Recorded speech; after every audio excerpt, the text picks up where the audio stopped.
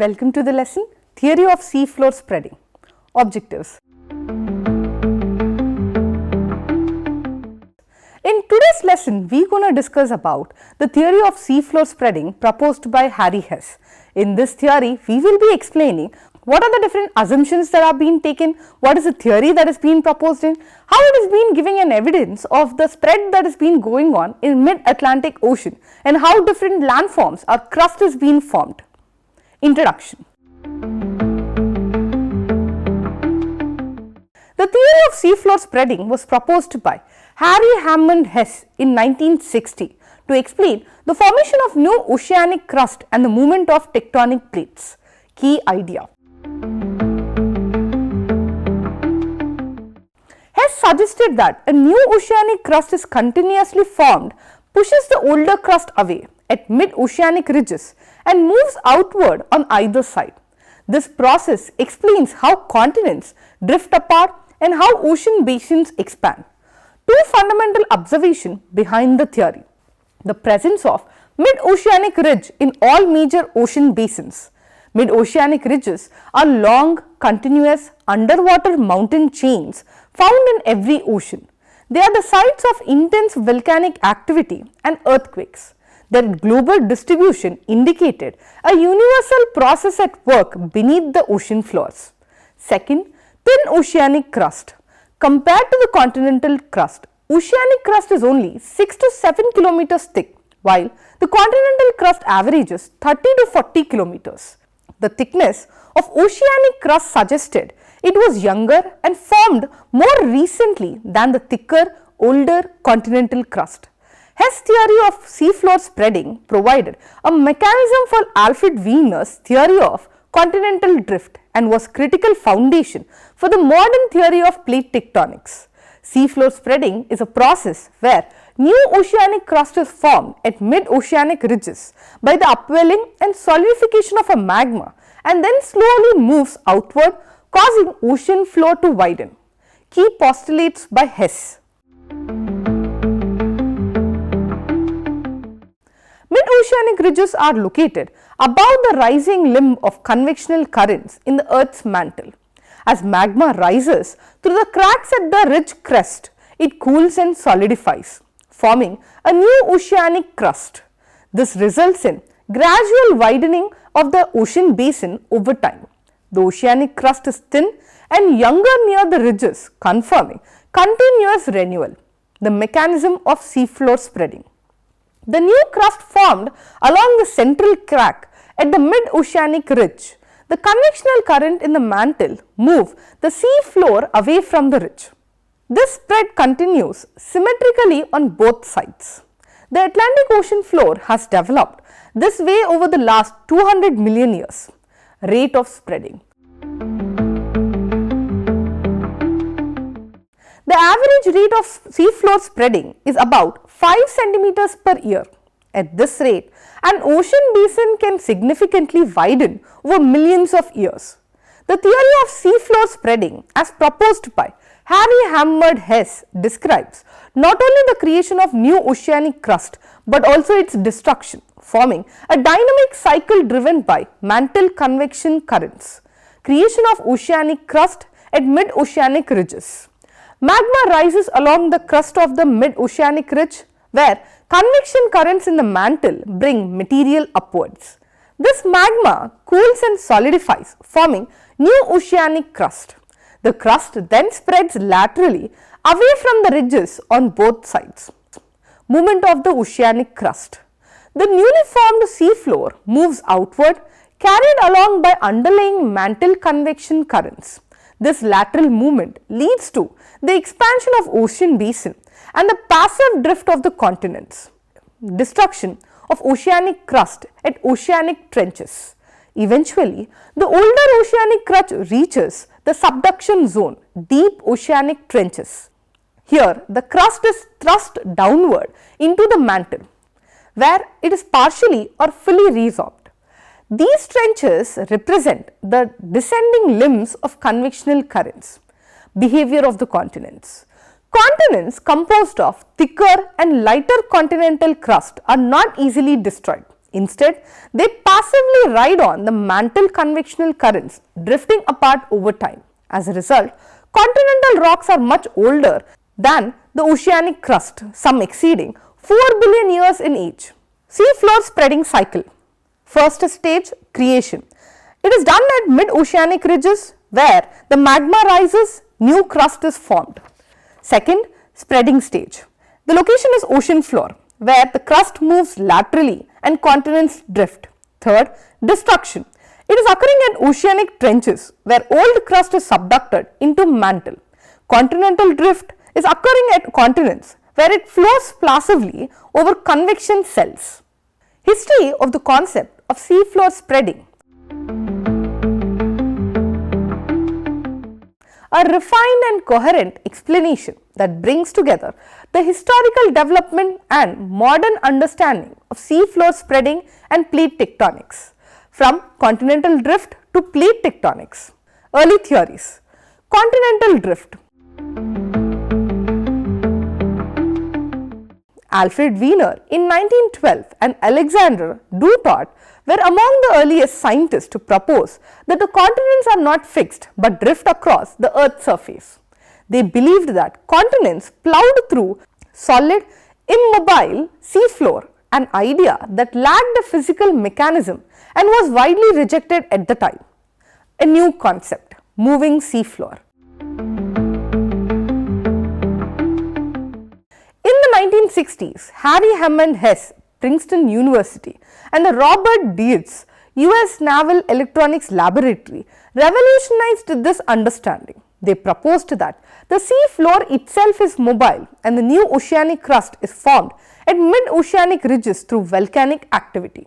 At ridges, magma rises and solidifies. It forms a new sea floor which then spreads outward, carrying the continents with it. Birth of plate tectonics. This idea that the sea floor moves, taking continents along with it, was a foundation for the theory of plate tectonic. According to this theory, the Earth's lithosphere is made up of rigid plates. These plates move over ductile asthenosphere due to mantle convection currents. New crust forms at divergent boundary like mid-oceanic ridges through sea floor spreading. Old crust is destroyed at convergent boundaries such as oceanic trenches through subduction. Key point. Unlike earlier views, modern plate tectonics show that both continents and ocean floor are part of large moving plates. They do not move separately, nor do continents plow through oceanic crust. Instead, they move together on the top of spreading seafloor. Evidences of seafloor spreading. The pieces of evidence which support the theory of seafloor spreading are as follows. One of the strongest confirmations of seafloor spreading comes from deep sea drilling programs like Deep Sea Drilling Project and later the Ocean Drilling Program. These programs extracted core samples from various locations on the ocean floor. The ocean drilling revealed that the sediment thickness and the age increases with the distance from the mid-oceanic ridge, confirming the new seafloor forms at mid-ridges and moves outward over time. Magnetic anomalies and symmetrical stripping. Along strong line of evidence for seafloor spreading comes from magnetic survey of ocean floor, especially across mid-oceanic ridge. The symmetric pattern of magnetic anomaly on the ocean floor recording Earth's magnetic field reversals provide clear, measurable evidence for seafloor spreading and allows calculation of spreading rates. Earthquake and volcanism at mid-oceanic ridge. The frequent occurrence of shallow focus earthquakes and active volcanic activity along the crest of the mid-oceanic ridges provide geophysical evidence for ongoing seafloor spreading. The presence of shallow earthquakes and volcanic activity along the mid-oceanic ridges indicate active crustal formation, providing a strong geophysical evidence for the process of seafloor spreading. Incipience of seafloor spreading. Seafloor spreading typically begins through continental rifting that eventually evolves into mid-oceanic ridge system. Seafloor spreading generally begins with a continent landmass as seen in the East Africa Red Sea rift system. The process is triggered by heating at the base of the continental crust, usually due to mantle upwelling or hot mantle plumes. This heat makes the crust more plastic and buoyant, lowering its density. Examples include the Red Sea is currently transitioning from a continental rift to a narrow ocean basin with early stage seafloor spreading. The East African Rift Valley shows early doming and fracturing, possibly a future ocean basin.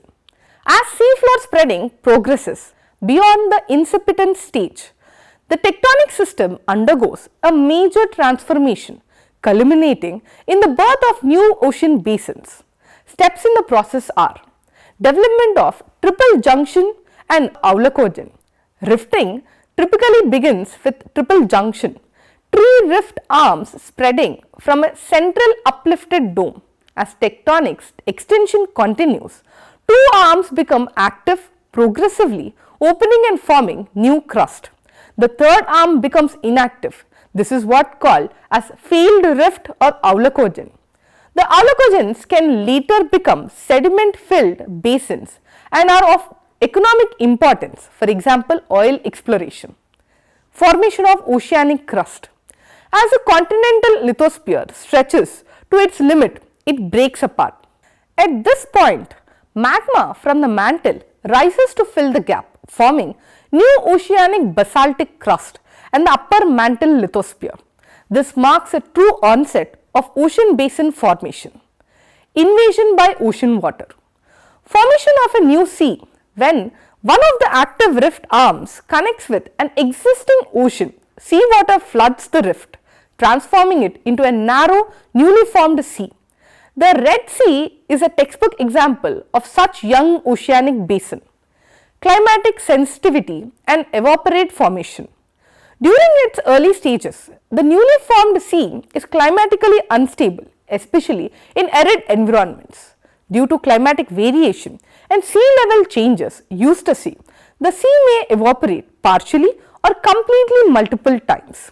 This results in the precipitation of thick evaporite deposits, example halite, gypsum. These evaporites can later act as hydrocarbon seals, making them a great interest of petroleum geologists.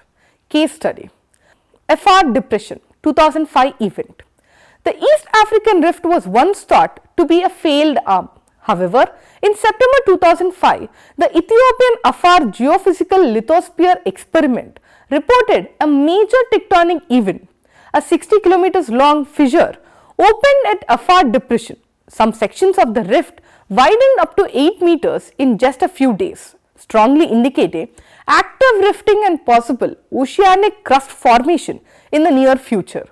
If seafloor spreading progresses beyond the incipient rift stage, the two rift arms may continue to open while the third becomes a failed rift. Eventually, the ocean crust forms between the separating continental fragments and the seawater floods in to create a new sea. During early instability, this sea may evaporate repeatedly, depositing evaporites that later become significant hydrocarbon seals. While seafloor spreading can stop at any stage, if it continues far enough to completely sever a continent, it results in the formation of a new ocean basin. The Red Sea illustrates an ongoing rift, while the South Atlantic Ocean is a result of completed spreading. The Niger River flows through the failed rift arm that once formed as a part of triple junction that splits South America from Africa.